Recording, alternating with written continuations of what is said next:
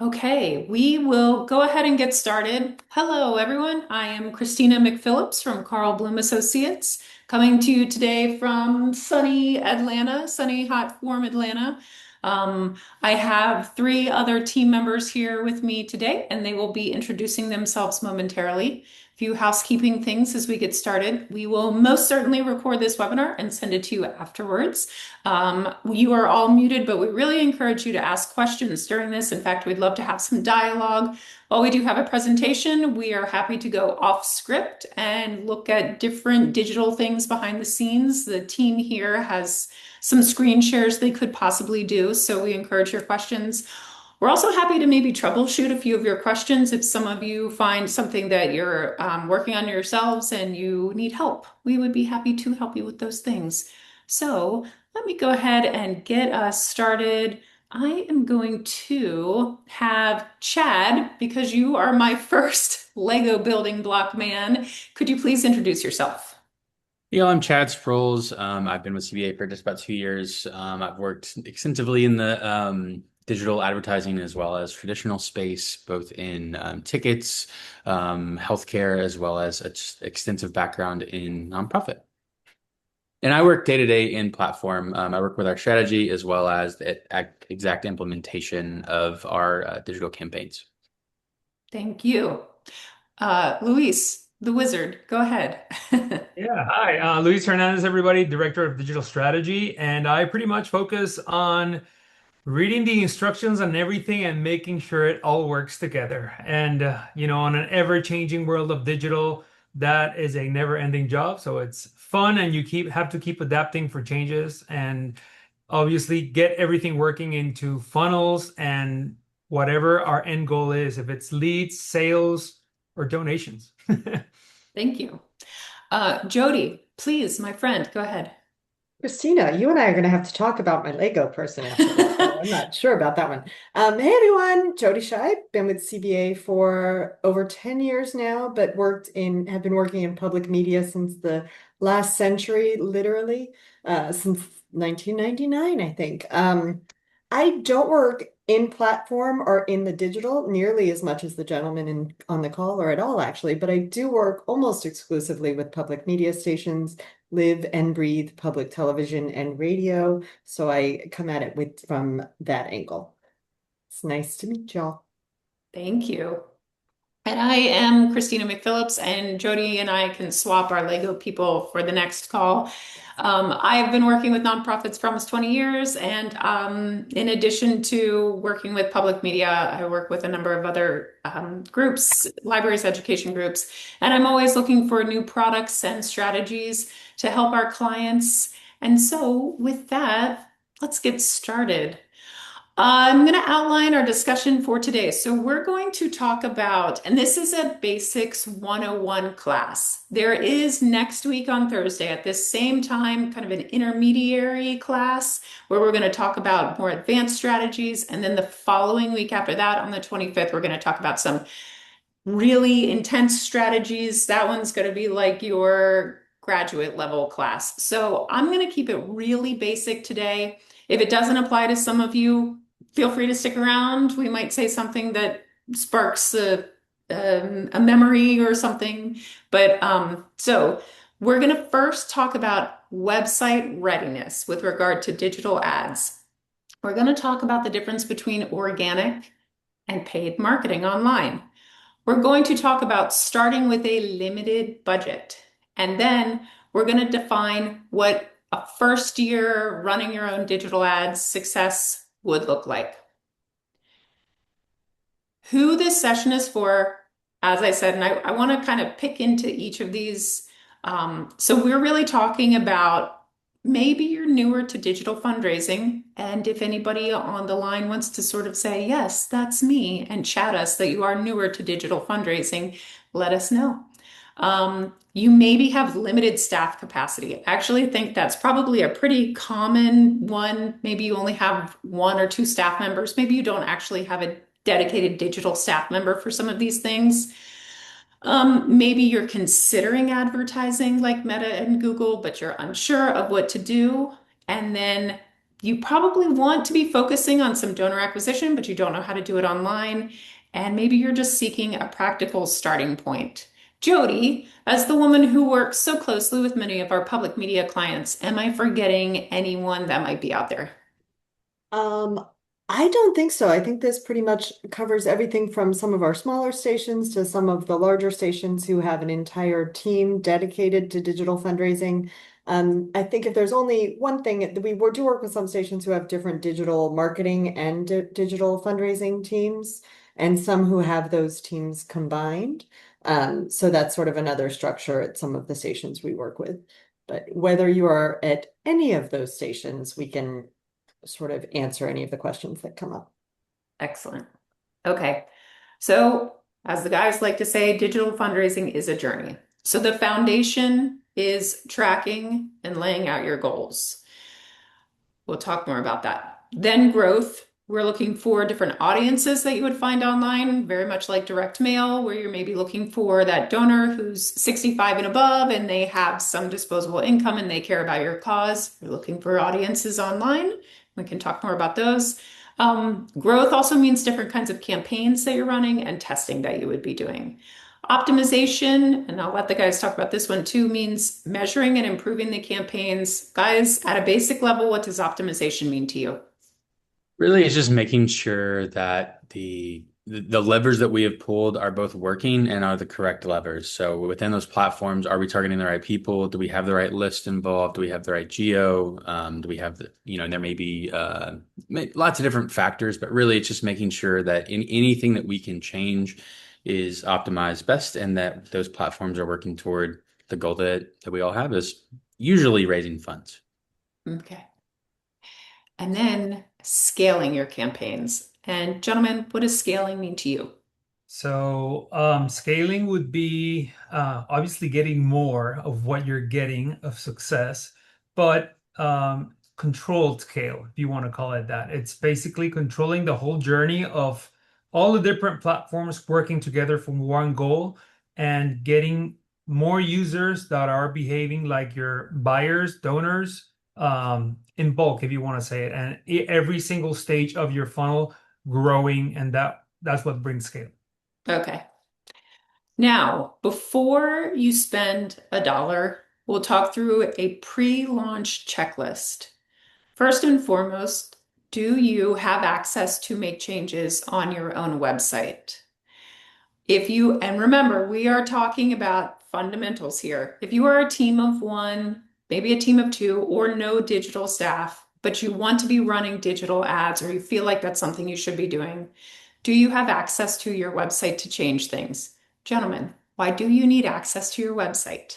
Yeah, sure. So, number one, you have to be able to control what you can control. You want to be able to control, I'm sorry, first how your site looks. You got to remember that most people design their site on their computer and most people visit them on their phone. So you have to make sure that your site is phone optimized. All right. Number two, you have to make sure that you have Google Analytics. What is Google Analytics? All right. So that's what tracks where all traffic comes from. If it's paid, if it's organic, if there's a referring site or a blog that mention you and people click there and go to your site, that's where you start finding out, all right, where are my clicks, my traffic coming through from the site? And then that leads to point three on the screen, conversion tracking. All right. What happens on my site? Are people filling out a form? Are people donating? Are they buying? So that conversion tracking is what gives you the feedback of what action people are taking on the site, and then you get feedback off of that, and from there you optimize. Perfect. All right, let's go back to one of the things you just said. What exactly is Google Analytics? I'd love for you to say yes or no in the chat, people on the line. How many of you are actively working in Google Analytics and feel that you have everything set up for success? How many of you feel like you would like to learn more to be making changes? How many of you have a different staff member that's maybe managing this? Feel free to chat us while we're talking through this. Okay, Google Analytics is the foundation of everything, right? Because if you don't know what's going on, you have no visibility into the program that you're running. Yes, Luis and Chad? Sure. I'll take a crack at it. So yeah, so for example, um, you can see in analytics, number one, how many people you have active on your site right now. Where are they from? What country? So that way you can see if you are really getting traffic for where your goals are at, right? So if you're trying to, let's say get donations from the Fort Lauderdale area and you notice that most of your visitors are from Canada, so that's the number one thing to start fixing. Where's my traffic coming from? All that part. So from there, you start dropping it in different events. So internet traffic is like, like a funnel. You get people who visit your site and leave right away, people who visit your site and go someplace else. And that way you start building up what you call it, a conversion path. What pages on my site people take, visit in a behavior way to end up as a lead, as a goal, as installing an app, or, just pretty much see what they're doing for. And then what you do is you take that information and you start optimizing towards it. You see what are your most popular pages, what brings them to their site, what's the main source? Are people really coming from my site for Instagram, Facebook, or are they coming from TikTok? And then you can start really adapting a media plan through it. And then that is just not even paid strategy. That's just, all right, where are my users hanging out? And then you start adapting towards that. Okay. Question. We've got some people responding. A question for you. How often, you said you are starting to track different events. Can you define what an event is? Yeah, sure. So let's call the simplest one page view. All right. Page view event, that means somebody landed on my site and they stayed around for a while and that fired off an event in Google Analytics saying, hey, Christina visited my site and stayed and read there. All right. Let's say another event would be, for an e-commerce point of view, add to cart. So somebody saw something on my site, they want to buy it, they clicked on it, that fired off another event, add to cart. And let's say you ended up purchasing that item, so now that fired off another event.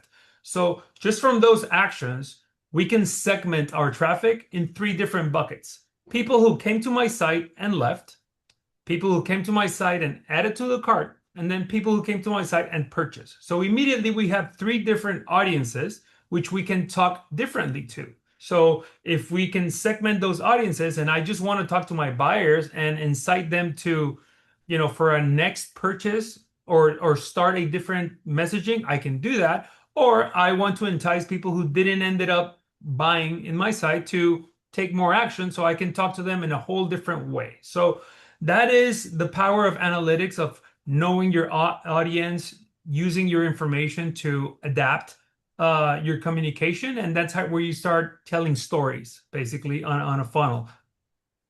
And so the top of the funnel would be just the people that came to your site and left. But then we want people to go down the funnel. Then the people in the middle of the funnel would be, and maybe even lower, putting something in their cart but left. And then the people at the bottom of the funnel are the purchasers Correct. or the donors. Yeah, correct. Great. So we have another question. How much has Google Analytics changed since roughly 2022? Is it more AI based? And Chad, I think you were also going to say something. Yes, about that. That is a great question. So 2022 is kind of like a precipice point for analytics. That is when GA4 was pretty much announced of, hey, this is coming. And then it had to be all good and set up. I think July 2023 was the official number.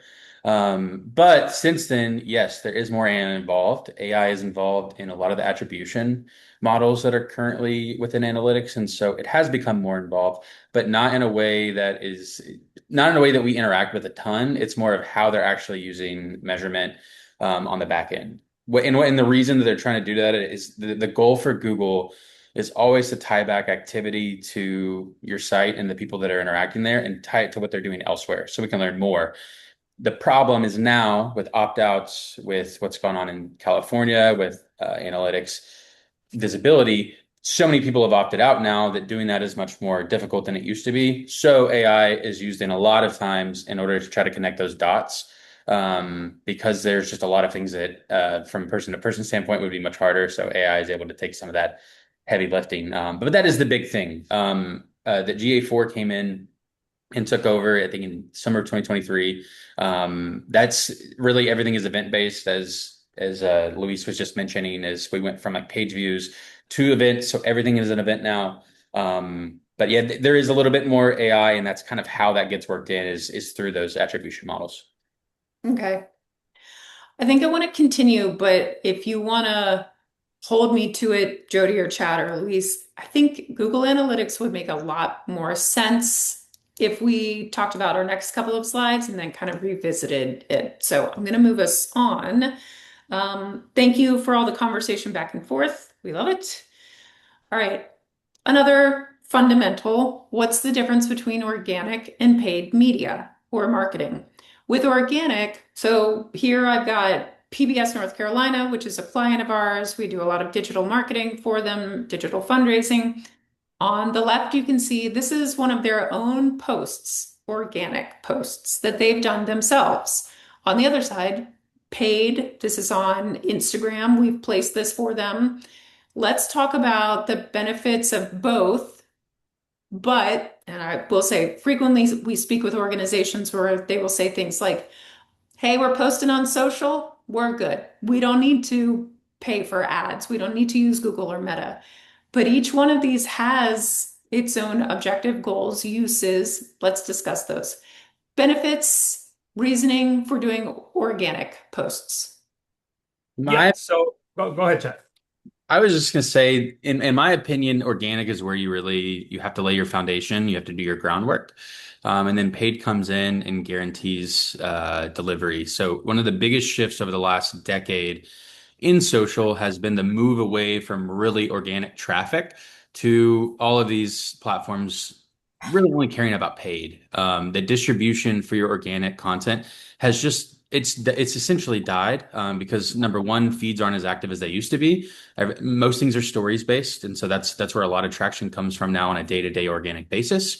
And so what it has moved to, is that a lot of times now, if you want to force yourself into feed, you need to use paid to do that. The problem is that if we force ourselves into your feed without actually doing a bit of groundwork and showing value, then people do not care. If the first time that someone sees from us is us asking them for money on the internet, then that is very, very bad. We want to make sure that whatever platform we're on, there is a base level of organic content there, so that people on that platform have at least had an opportunity to be introduced to their content. And also, whenever we have paid content, if someone gets that and then they want to go see social proof that, hey, this is a real organization, these are legit people, they're going to go to your organic page and learn more. We see that on TikTok, Meta, Instagram, everywhere, really. Is they want to go see what you're up to and make sure that it's an investment that they're wanting to make. That's something that we'll get into this later, that I know young people are especially into, is making sure that they're doing that research on the front end. But really, you have to do groundwork and prove to people that, number one, you care about that community and that space, and that you're willing to share that information there. And then we can follow up with guaranteed distribution on the paid side, where if we give Meta money, they will for sure deliver our content to people. So we can then pay to ensure that delivery to that audience. That's, I think, the biggest key differences in how we utilize them at a 30,000-foot view. So let's say I am somebody that loves Masterpiece, or I want to see a show about British crime drama, yada yada. The likelihood that I'm going to come across this post from PBS North Carolina, not necessarily so likely, but the likelihood that I've left little breadcrumbs on Instagram saying that I like these British dramas, pretty likely. And then you're going to be able to find me on Instagram and target me specifically with certain ads. That is correct. Yeah, the thing, and to say this out loud, and this is super frustrating. As a marketer, as someone in y'all's shoes, I know this is annoying that these platforms have done this, but it's just unfortunately the world we live in. So that's exactly right. If you are someone who loves masterpiece style content, in the past, these social platforms wanted to find you. They wanted to connect these businesses and their users with each other. Now they just want you to pay for it. So we can do that, but it's also good to have that groundwork ahead of time, just to make sure that people do have that trust there. Yeah. Okay, great. Question, why do we need both? All right. Yeah, I'll handle this one. So you need both to obviously control the messaging. What you're trying to do. So organic, you can keep posting, and that's who is that going to go out to? That's going to go out to people who already follow you, right? On paid, you can control the pacing of what message goes out, at what time it goes out, and to who it goes out. So you can control that, hey, I want to send this message to my already followers, or I want to exclude my followers and I want to look for new people, right? So they work together. You keep working your organic posting, your organic messaging, and then your paid becomes part of a strategy of acquiring new followers, acquiring new users, and then also retargeting people who are already engaged. So you can kind of control that part. That's the advantage that paid gives you. On organic, you pretty much keep posting, and it depends on like Chad said, what impressions does the algorithm want to give you, versus on paid, you can control the reach of how many people you want to reach to. Okay. Okay. How many folks here are doing paid ads at all? If you'd like to send us a message in the chat, just curious as we go into this next section. One quick question. How often would you be doing organic posts, gentlemen? Oh, I'm going to give my favorite answer. The accountant's answer is it depends. It depends on the content. It depends on the time. There's a million things it depends on. But the thing that I always tell people, because this changes every day, if you have something that's important enough to deliver and that is meaningful and you can deliver value to your audience, post about it. If you don't, don't. If you're just sending noise to be noisy, then people are going to catch on to that very quickly and they will ignore you or they will hide you, and that also negatively affects you. So to me, it's really about wait until you have meaningful things to say, and if you have something to join a conversation, then do it. Mhm. And that's kind of the key. Okay, excellent. And before I move on to the next section, with regard to paid posts or paid ads, guys, how you're running at present, maybe a few hundred of them for different public media stations. Does that sound right? Maybe a few Maybe a thousand, little, somewhere in the thousand at this point. thousands? Yeah. Okay. All right. Okay, off we go. Let's get started. So, always wanting to start with a goal. What goals matter? Why should a goal make it to we want to put out paid ads around this? Talk us through this. Sure. So So number one, like you said, what's the goal to build out a strategy for? And if like you mentioned, there is our goal to get new donors, or cross promote passport, or at the same time, show what we're doing. That's where you don't go all out on just one strategy of hey, we're only going to try to raise money and that's it. That's where you have to break it down and plan your path of what story are we going to tell? What are we going to, get people to be excited about us to consume our product, and then, to engage with us. The more that you start doing that, you're automatically going to start building these audiences of hyper users that are constantly there, and you will see that on the metrics. You're going to see the users that are sparingly on and off with you. And then there's people who already have awareness about you. So you break that down and you start doing that strategy of, hey, we can build awareness to bring you in and come to our world, know about us. And then, on the second, third digital touch point with our brand, that's where we start delivering more of the value of being with us. And then, once you've been with us for a while, that you can do the ask. Hey, we can do donations. You can help us out here. Here's our main cost also.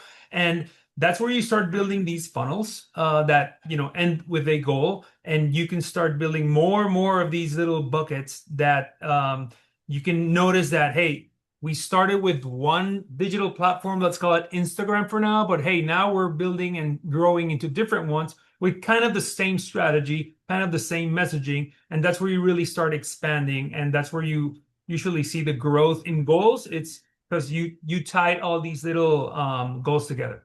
Okay. The second piece of that too is depending on the goal is going to depend on how we build and plan a campaign. So a fundraising campaign is going to be vastly different than one that may be focused on lead generation, especially within platform, how we write copy, how we develop visuals. That's all going to depend on exactly what your end goal is.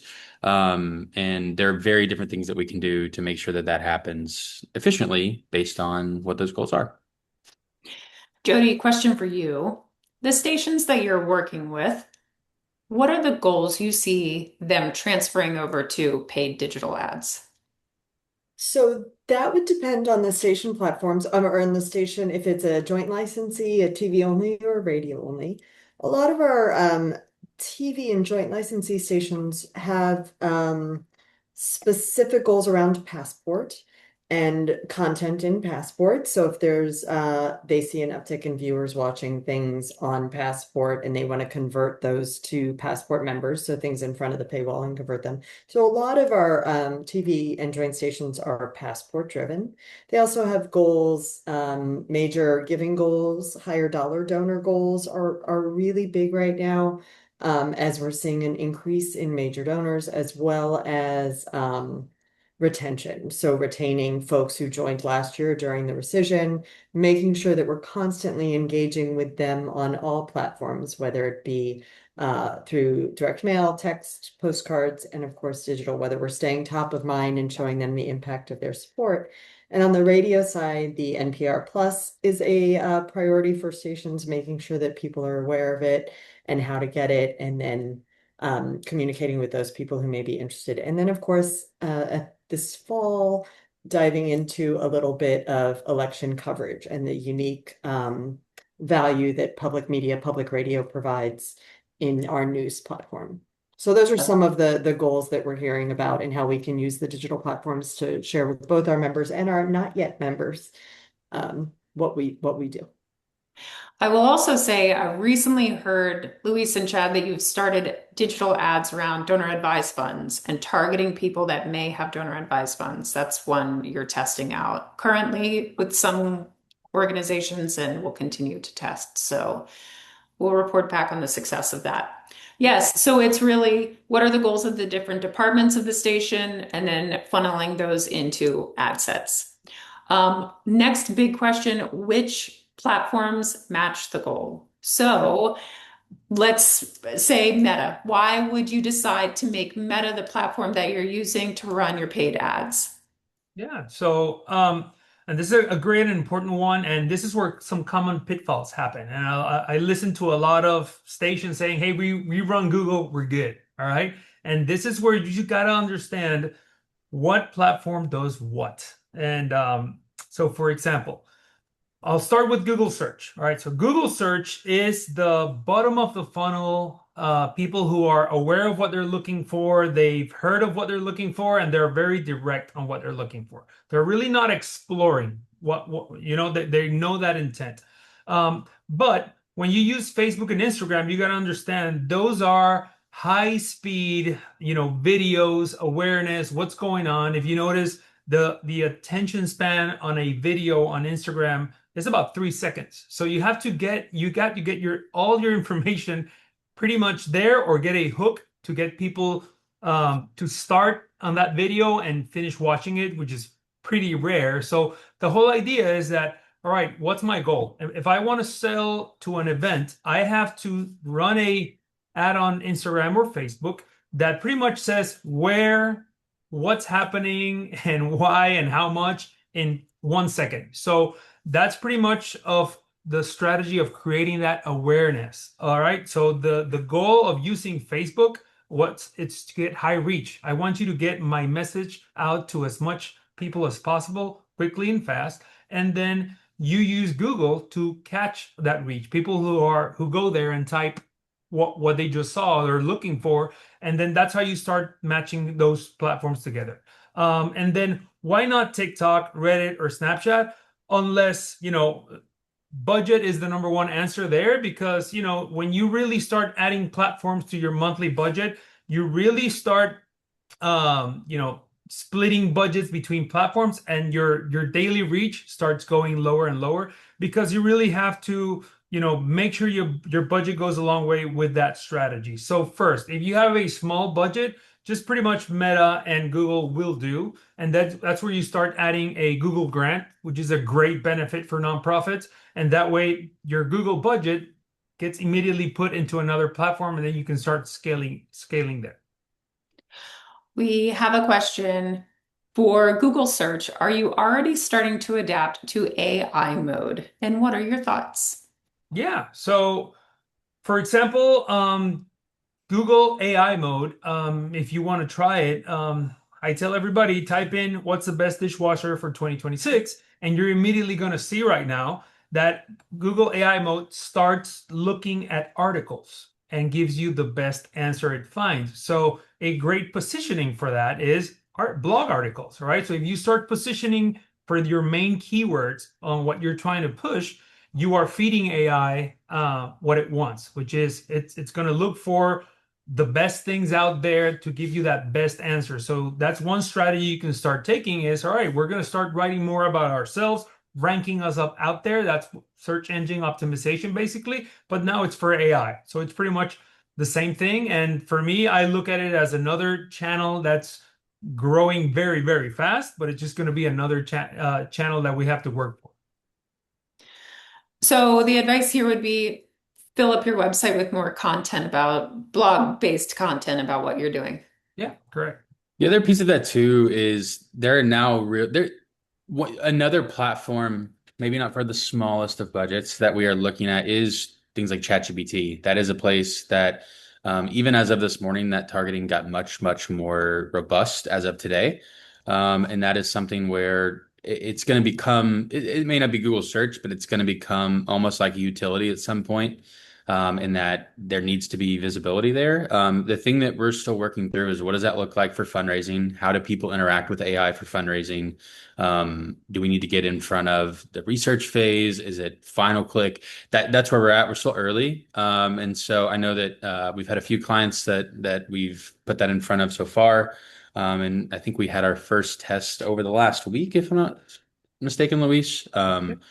On GBT. So anyway, that's another piece of that puzzle. That aside from search, there is essentially a new player in search. I say new, that is going to garner some attention and some dollars. Excellent. Thank you. Okay, so far we have talked about the digital fundraising is a journey. Before you spend any money, make sure your website is set up and your Google Analytics is set up. We talked more about Google Analytics. We talked about organic versus paid. Everybody has outlined the goals they want for their campaigns. They've talked to the different departments. They know what the station should be running ads around. Now, the big question. Can I ask for money right away? Let's all say it together. No, you cannot. Because going back to the donor journey, someone sees your content, they learn about your organization, they engage with your website, they're further down the funnel, they visit the website, they join your email list, they make a gift. But if you at the very beginning did see your content, give me money, you're just going to turn somebody off. Digital fundraising builds over time. So to put it in context for this group, you would maybe have a passport promo, like we were talking about earlier, how I love a British drama. So you would show me ads about British dramas on Passport. Then eventually you would show me impact stories of things maybe that the station is doing in the community, local programming. Perhaps there would be an event promo you would sell tickets to, and then maybe some educational content with the hopes that I would eventually become a donor. But I personally like to think about these things like a relationship, a true engagement. So You really have to court me and take me on a date about the British dramas before I will accept your proposal, and then you can ask me for money, Giving Tuesday year end, or a membership drive. Thoughts, my friends? Yeah, I'll do it simpler. And everybody here, I'm assuming they use Instagram or any other social. When was the last time you saw an ad and you bought it right away?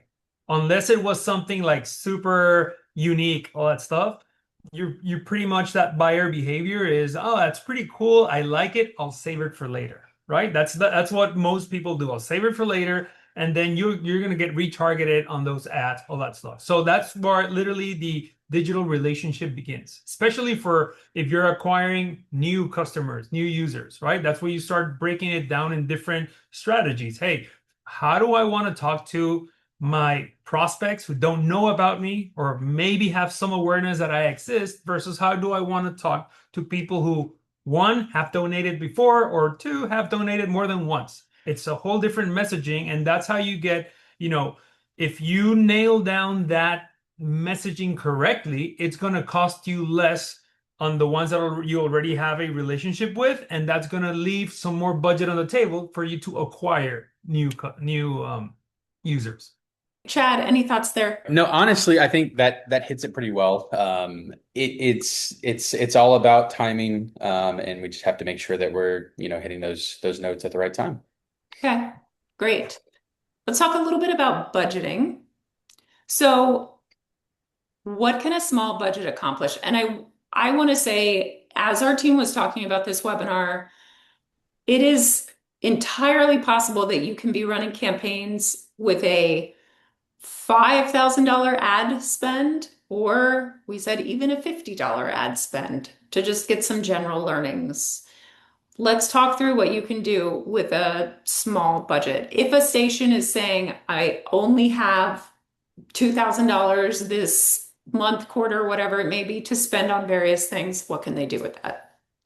Yeah, I think this one we have a current client that it fits the mold here, and I won't name them directly, but what I will say is it's about finding what matters to your audience and starting there. So I know for a number of our clients that have smaller budgets, they're going to lean into where people are already engaging and where people are already finding value from them.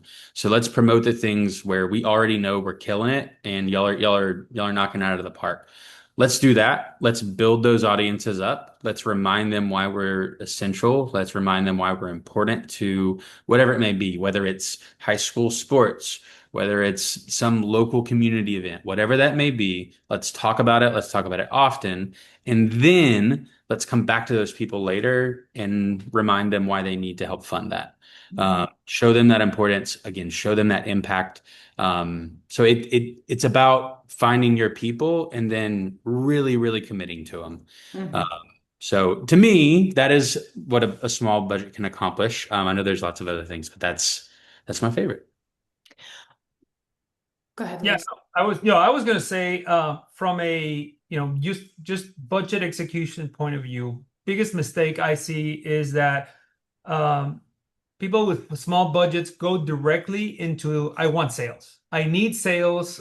So just understanding how the social networks work on the paid side is, I use my onion analogy, is that they know user behavior, and they know, and they put different people in different layers of, like an onion. All right, so if they know that you're pretty much just browsing around, you're not close, or your buyer profile says you're not even close to buying anything, or you're not in buy mode, they're gonna put you outside that onion. It's gonna be a very cheap video view to show an ad in front of you.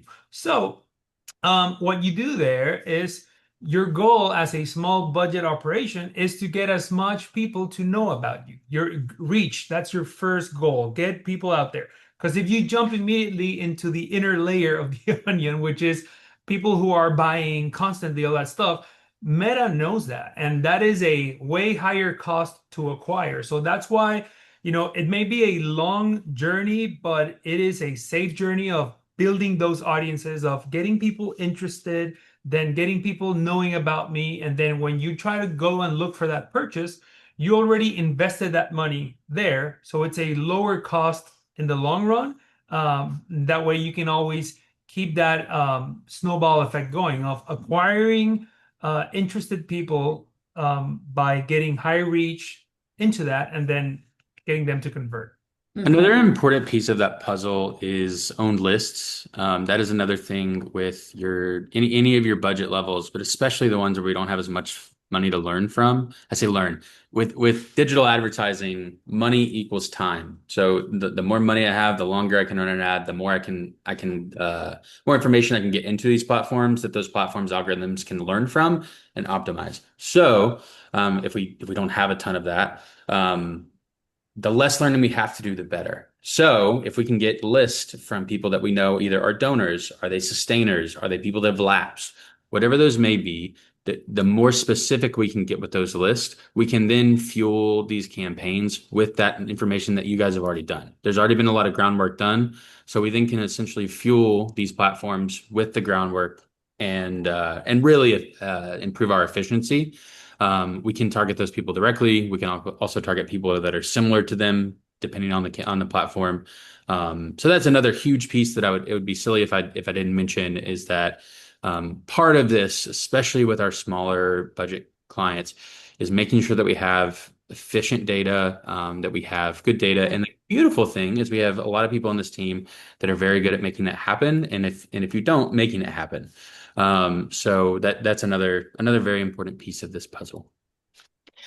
There were two things I took notes on as we went along. I want to define what owned lists are. Owned lists are essentially the names that you already have in your database. You own them. You can do different marketing tactics with them. You can actually import them into Facebook and Meta and Google and other platforms.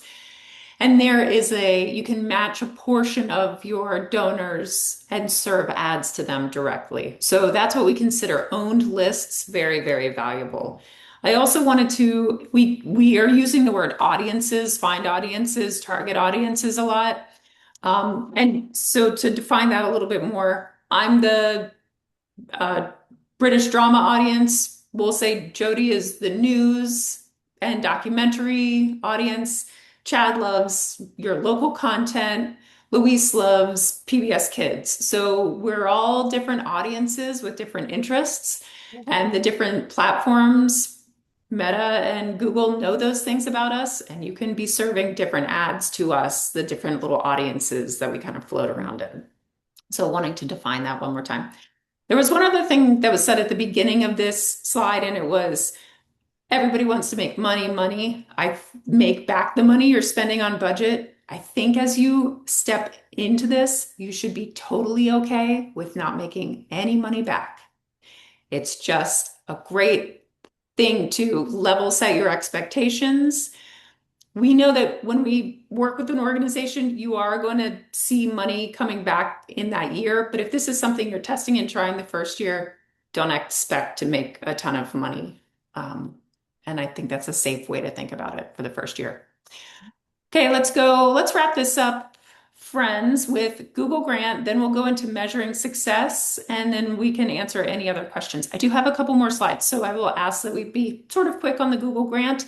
One thing to say about the Google Grant, if you are a university, a university licensee, you may not be able to get a Google Grant. Let us know if you have questions about that. Luis, sir, Google Grant.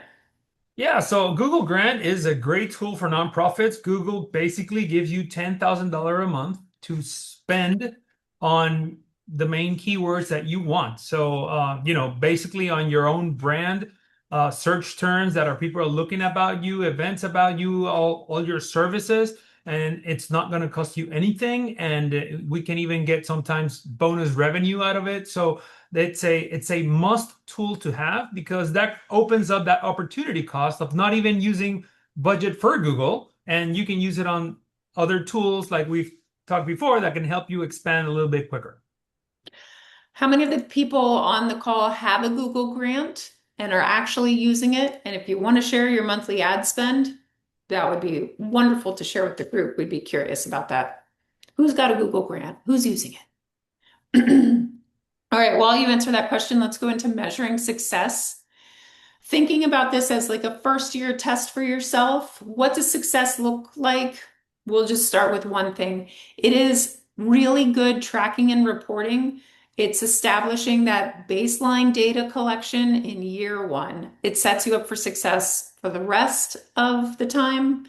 I see Alaska Public Media, by the way, saying that they've got a Google grant. Love hearing it. Great.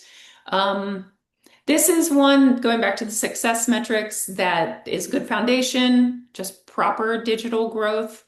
Next one is going on to focusing on expanding traffic, increasing list sizes, engaging with those right audiences and demographics that we were talking about.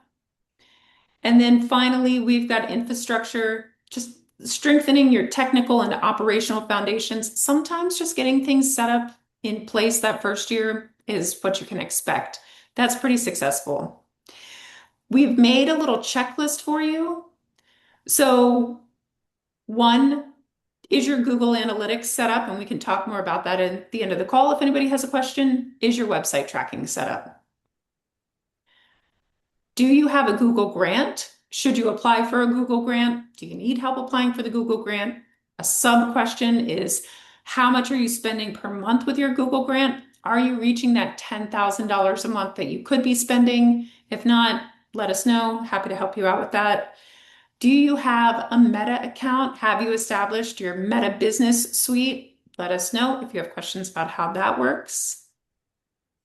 Have you defined your goals? Not just sort of setting out and running a campaign, but have you sat down and said, our goals for this quarter, this half a year are this, the goals for this other department are this. Set your goals and your expectations. And then you want to get your audience campaigns running. Launch those initial campaigns that we talked about, maybe with a small budget, see how it goes. And finally, reporting. You need to establish a consistent cadence for performance analysis. Gentlemen, how often are you looking at the performance of the campaigns that you're running? Is it daily? I mean, some of them it's going to be multi times a day. It just depends on the campaign. Like a passport campaign, I'm going to look at, a couple times a week. A fundraiser, I may be in there 2 or 3 times a day, just depending on, specifically I'm looking at how far we are in. Typically once a day is pretty normal for a fundraiser, but if you've got some that are moving quicker, it may be more. Yeah. Okay, great. And then finally run some initial tests. Those tests could be looking for new audiences, trying new creative, trying new platforms if you like. So with that, I think our key takeaways are prepare and measure, build your audiences, create that engagement we talked about, because you don't just want to ask somebody to marry you. You got to date them first. Build trust with them, and then you're able to go ahead and fundraise to them. So any questions? We are happy to go back and talk about things like Google Analytics or different platforms set up. And I will, while anybody's asking their questions, I'll say, Luis, Chad, Jody, any final thoughts and recommendations? Yeah, I mean, for me, I would say is if you are not, executing correctly on your digital side, there's nothing wrong. It's just get started. And what I mean by get started is your main goal should be number one is, are we getting more impressions for our content? That's your ladder one, your step one. All right. Our organic posts getting more impressions, and you can measure that. You can see if for the past week, your 5 posts, have they been growing? So if the answer is no, then we need to do something about it. Then if you're already running paid ads, it's the same thing. Is my audience impressions, my views growing out there? If not, same thing. So then from there, if you're only using what platform, then it's sit down and saying, what are we not doing? What are we not tracking and measuring? And that's, I would say, where you get started putting everything together, and everything else growing into other platforms, TikTok, Reddit. It's not everything gets born out of those first steps. Great. Okay. Any other thoughts, Chad or Jody? Only thing on my end is I agree with Luis. The biggest thing is just to start. Learning is that time is the thing we can't get back. So the quicker we can start learning within those platforms, the better it is for everybody. Mhm. And I'll just add as sort of a final public media specific thing when seeing who's on the call right now, I know many of you started a while back and we started with, direct mail was the only way to communicate with folks, and then email was the only way to communicate with folks. The reason that this digital and the paid digital world is so exciting to me is that we're meeting people where they are watching us, and this sort of next generation of donor where they watch us as viewership changes and how people consume our content changes. We're able to meet them there. We're also able to, more so than ever before, talk to people about things that we know they're interested in. Whereas in direct mail, while I love direct mail, we're kind of shooting one message to prospects, to a new audience, to our acquisition donors. Here, we're able to know that Christina is really obsessed with the Count of Monte Cristo, and we're able to talk to her very specifically about that program and then other programs like that program that she may be interested in. That level of personalization is super exciting in terms of testing and reaching a new audience and getting the younger, and by younger I do mean 40 to 50-year-old donor to come on board, to be first become a viewer, first become aware of us, to find us, and then become a member, access passport, all of that. So it's very fun. And we're able to change and shift in real time, whether that be creative or messaging based on data that we're seeing, instead of waiting the 60 to 90 days for results to come in and then change strategy or update strategy. We're able to really move the levers in real time to maximize results. So it's very exciting. I will say one more thing to tease a little bit because I know 202 or 202 and 303. Am I saying that right, Mhm. Christina? Sure, yeah. Right. The next sessions. Those are coming soon. That younger audience is extremely findable. And outside of these platforms, if we have a little bit more budget to work with, there are some really interesting ways that we are seeing that you can actually reach them. So that is something just to tease a little bit. I hate to hang carrot, but here it is that there are some really cool things that have coming down the pipeline where we see that that younger group is both interested, engaged. We just have to make sure that we take care of the folks that for sure give first, and then we can continue to nurture that group. Yeah, yeah. That's excellent. And I want to say before we go, there was one quick question. Someone is asking for the staff internally that they have that manages their Google Analytics. How do they know essentially that the Google Analytics is set up correctly? And I think what we can produce pretty easy to do is Google Analytics setup checklist, and we'll go ahead and send that out to all of you. Just how do you know that it's set up? Kind of a internal check that you all can do. So we'll send that to you shortly.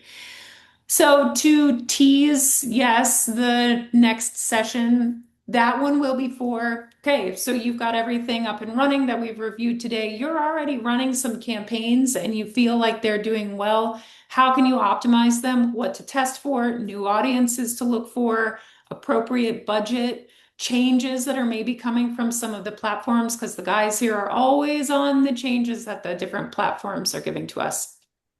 And then if you're interested, on Thursday, the 25th, we're going to be talking about some really advanced strategies for those that have been running campaigns for many years, have very mature digital ad programs, and we'll walk through some strategies that you can be using for those. So thank you all for your time today. We'll send this recording out shortly. Have a great day. Thanks, guys. Thanks for being on. Bye. Bye-bye.